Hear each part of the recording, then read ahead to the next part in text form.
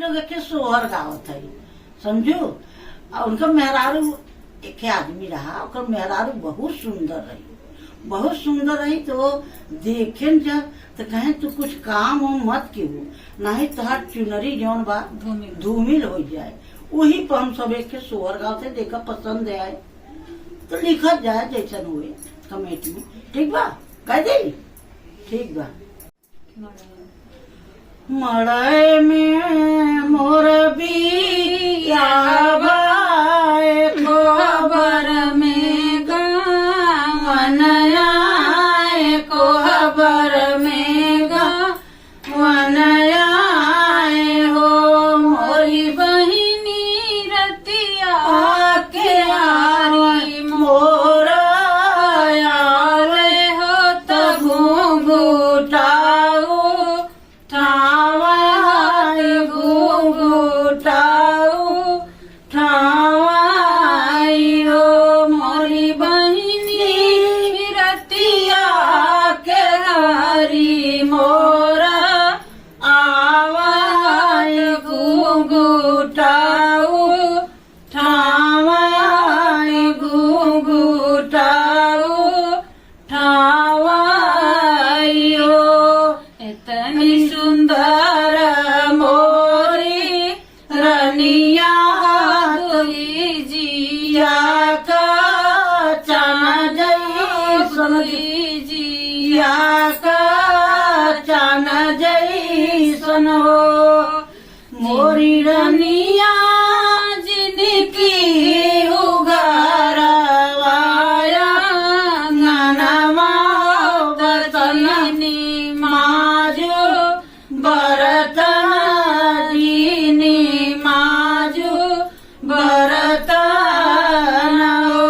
मोरी रनिया जिनकी सीता कर सोइया हो चुनरिया तो मिली होई है हो चुनरिया दो मिली होई है हो।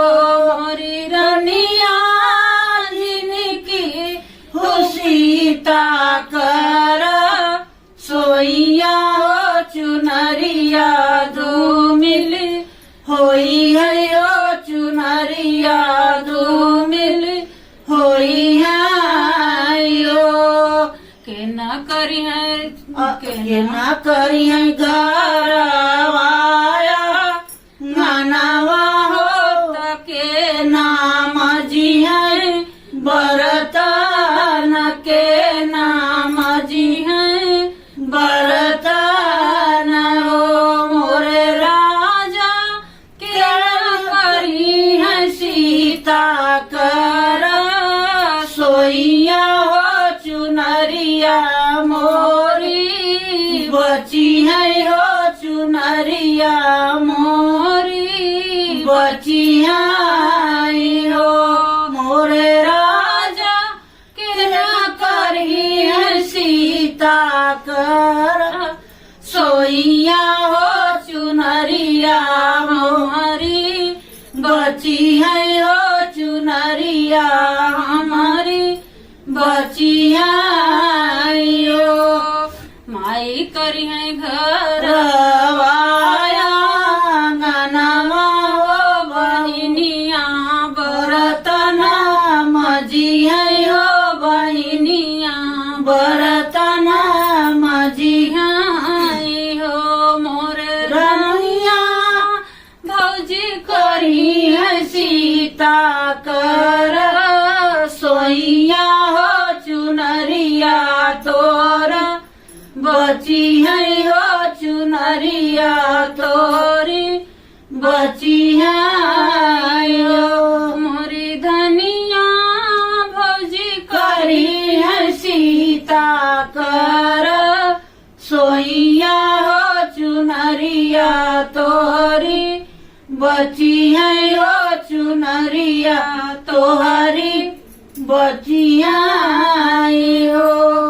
माई तहाई तोरी बूढ़ा हो बहिनिया ससुरे जई है हो बहिनिया ससुर जइहा हो मोर राजा भौजी अलग होई जइहा हो चुनरिया मोरा तो मिल हो चुनरिया मिल होई हो मोरे राजा भौजी अलग होई जइहा हो चुनरिया तो मिल होई हो चुनरिया तो मिल होई हो। राजा का कहते हैं सुनो। हम करब घर वाया मनवा हो कहाँ माजब बरतन हो कहाँ माजब बरतन हो मोरी रनिया हम कर सीता कर सोइया हो चुनरिया तोर बची है हो चुनरिया तोर बची है हो मोरी धनिया हम करब सीता कर सोइया हो चुनरिया तोर बची है हो चुनरिया तोरी बची है हो। स्वर हमार कैसन रहा बहन जी, कैसन लगा? जैसन होए बच्ची बतावा जाए भाई। सोहर बढ़िया रहा। तू सभी दिल से अगर सुनबे ध्यान दे के पूरा सुनबू तो समझ में आए। ठीक बा गाना तब पूरा गाना समझ में तब आवत है जब पूरा गाना सुन जानो तो सुन लियो कृपा करके। ठीक बा फिर आगे वीडियो में मिलत जावे। अब तो रोज मिले के बा हमें तो। और गाना और सुने के रहे तो हमारे सबके चैनल पे जा, सीमा दुर्गा चैनल का नाम है। और गाना मिले सुने के आप लोग के हर तरह का गाना बा ऊपर चैनल पे। आप लोग के अगर सुने के रहे सीमा दुर्गा चैनल पे देखो बढ़िया से। तब तक के लिए धन्यवाद।